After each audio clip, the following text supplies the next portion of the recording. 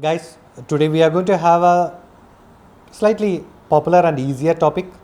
It's about how do we test pH in our aquarium.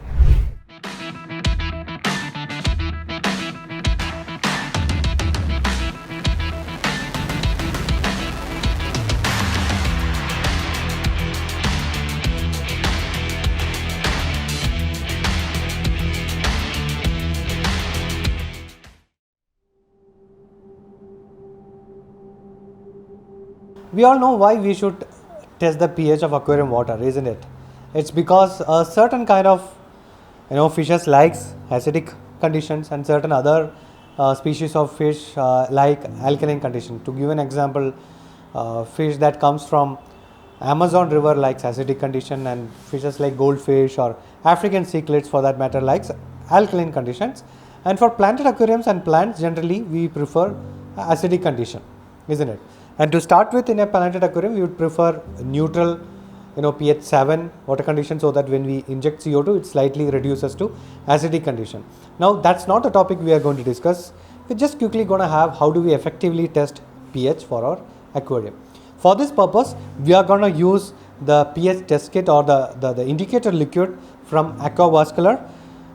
Any brand indicator liquid that if you're browsing, they will have two options. One is a broad indicator and another one is narrow.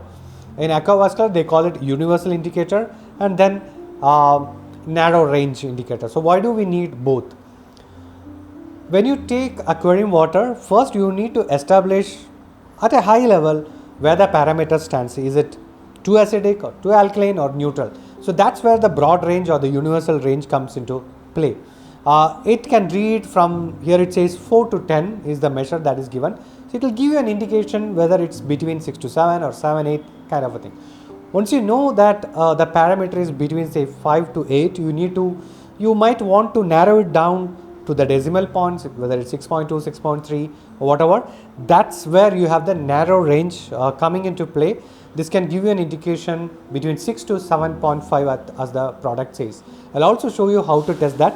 Now, you also have a third method of continuously monitoring pH inside your water, specifically planted aquariums.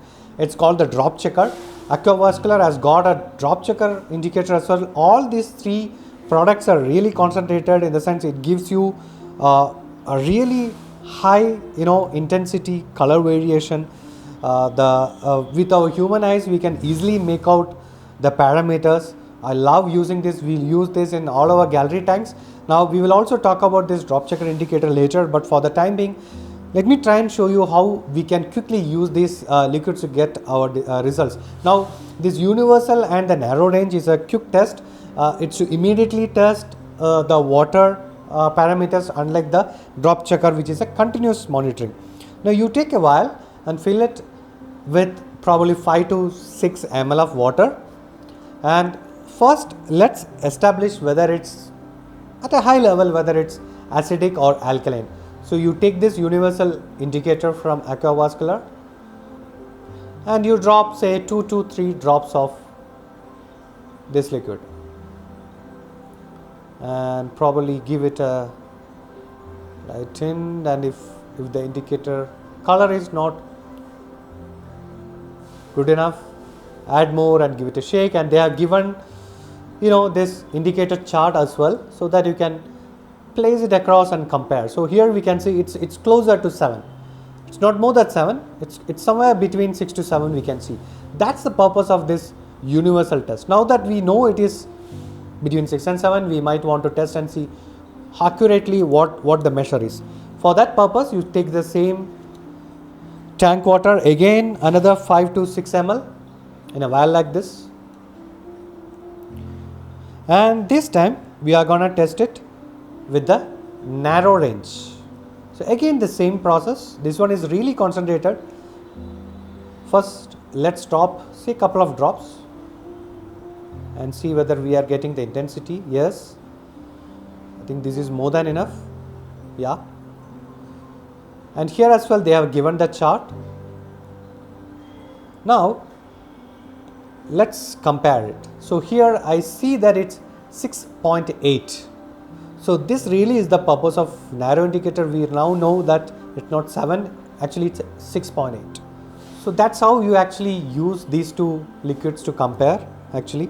Now let me also talk about the CO2 drop checker indicator liquid. So aquavascular has got this universal indicator, I said, the narrow indicator, then you have the drop checker liquid. Now the purpose is same, is to monitor or measure pH, but this drop checker, as you know, it will take couple of hours after you inject the CO2. Slowly it will convert the color, change the color and show you. So this really is a continuous monitoring liquid purpose.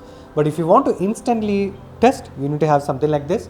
I hope I was able to explain quickly how one can test the pH of water. I'll see you in the next video. Until then, bye bye.